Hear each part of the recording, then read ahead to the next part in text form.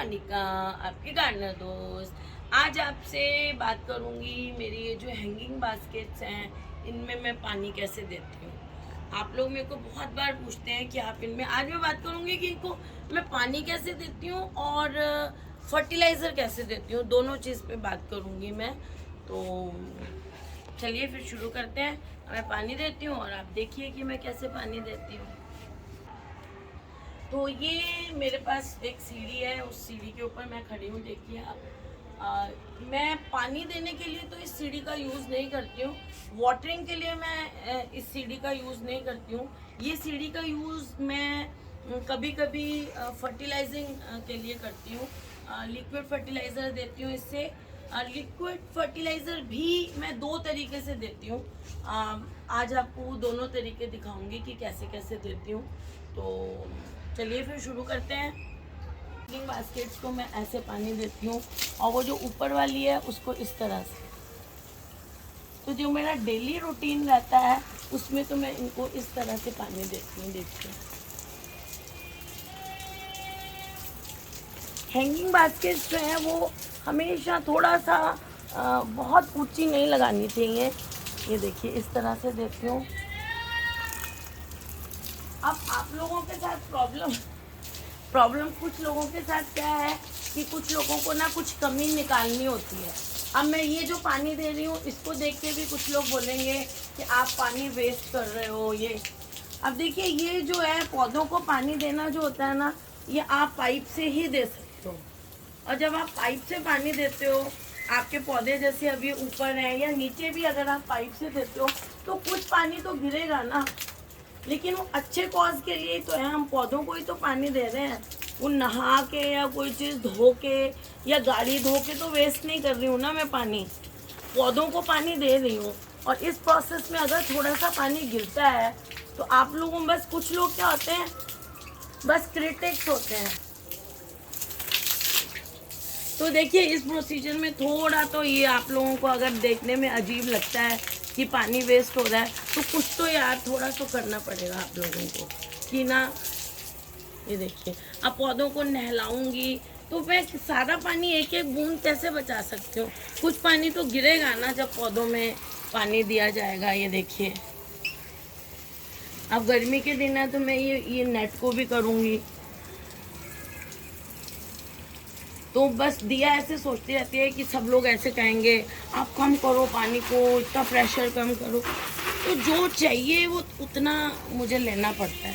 तो इसीलिए देखिए, अब इनको मैं ऐसे नहलाती भी हूँ। ये देखिए, ये मुझे नहलाना, बिना नहीं नहलाऊंगी ना तो क्या होगा, गर्मी में आप इसको नहीं नहलाएंगे तो ये पत्ते जलने लग जाते हैं। इनको ड्राई एयर लगती है। देखिए, इसमें कुछ कुछ के पत्ते आपको ब्राउन दिख रहे होंगे।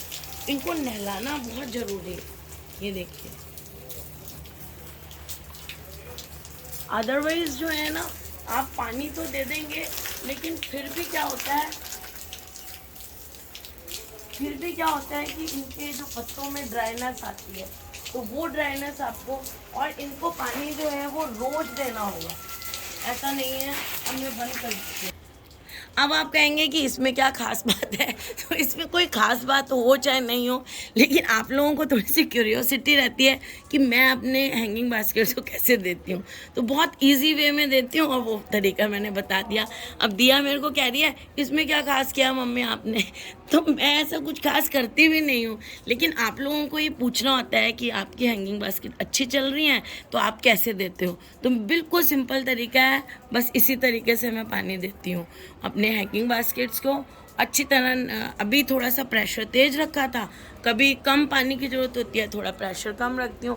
अच्छा, हैंगिंग बास्केट्स में एक ये रहता है कि ये देखिए, ये ऐसी जगह आप टांगें इनको कि नीचे पौधे नहीं हो। अब जैसे देखिए, आपने यहाँ पर ये हैंगिंग बास्केट्स हैं, है ना, तो इनके नीचे यहाँ मैंने पहले अडेनियम रखे हुए थे 2-3, तो उनमें से मेरा एक अडेनियम जो है वो गल गया, क्योंकि ये हैंगिंग बास्केट है ना, इसमें से पानी थोड़ी देर गिरता रहता है।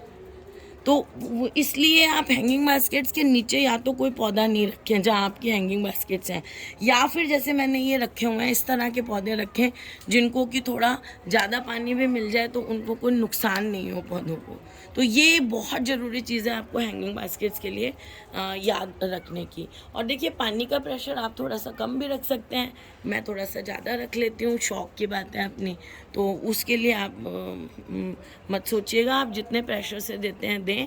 मेरा तरीका ये है कि मैं पाइप से इस तरह से देती हूँ। अच्छा, फिर जब मुझे लिक्विड फर्टिलाइज़र देना होता है ना, तो वो लिक्विड फर्टिलाइज़र, ये देखिए ये सीढ़ी है, इस सीढ़ी पे खड़े होकर देती हूँ। जैसे मैं लिक्विड फर्टिलाइज़र को घोल लेती हूँ, मैं जैसे आपको पता ही है गोबर वाला लिक्विड फर्टिलाइज़र देती हूँ, वो 10 लीटर में 1 लीटर डालती हूँ। और अगर मुझे वैसे मैं देती नहीं हूँ, अगर केमिकल वाला देना हो तो 1 लीटर पानी में एक छोटा चम्मच NPK 19 के हिसाब से 1 बाल्टी पानी, जैसे 10 लीटर की है तो 10 चम्मच उसमें डाल देती हूँ। तो वो पानी मैं कैसे देती हूँ, जैसे 5 लीटर की मेरे पास, तो वो एक टब में डिज़ोल्व कर लेती हूँ, वो सारा सोल्यूशन तैयार कर लेती हूँ। फिर इसमें 5 लीटर की जो ये कैन है इसमें डाल के और ऐसे सीढ़ी पे चढ़ के, ये देखिए दिखाऊँ चढ़ के, इस तरह से सीढ़ी पे चढ़ के इस तरह से इनको लिक्विड फर्टिलाइज़र इस तरह से देती हूँ। ये देखिए, तो इस तरह से इनको मैं लिक्विड फर्टिलाइज़र दे देती हूँ 10-15 दिन में एक बार। और लिक्विड फर्टिलाइज़र देने का मेरे पास एक और तरीका है। वो तरीका क्या है, वो भी करती हूँ मैं बहुत बार, वो तरीका भी करती हूँ। जब मुझे बहुत दिन हो गए होते हैं इस तरह से लिक्विड फर्टिलाइज़र देते हुए, फिर मैं वंस इन अ वाइल, महीने में या 2 महीने में एक बार क्या करती हूँ, एक टब होता है ना बड़ा, जैसे आप लोगों ने देखे हैं मेरे पास बड़े वाले टब हैं, उन टब में,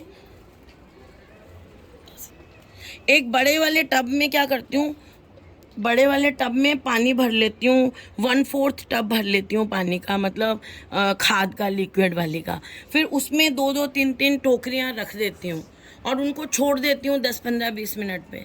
तो वो क्या करती हैं, उनके जो टोकरियाँ होती हैं ना, उनके नीचे ये जो होल होता है ना, जब जैसे ये टोकरी है इसमें अलाइसम लगे हुए थे, इस टोकरी को जब मैं उस टब में पानी में रख देती हूँ तो टोकरी इतनी इतनी पानी में डूब जाती है, इतनी इतनी, हाफ या हाफ से थोड़ी कम, 1/3।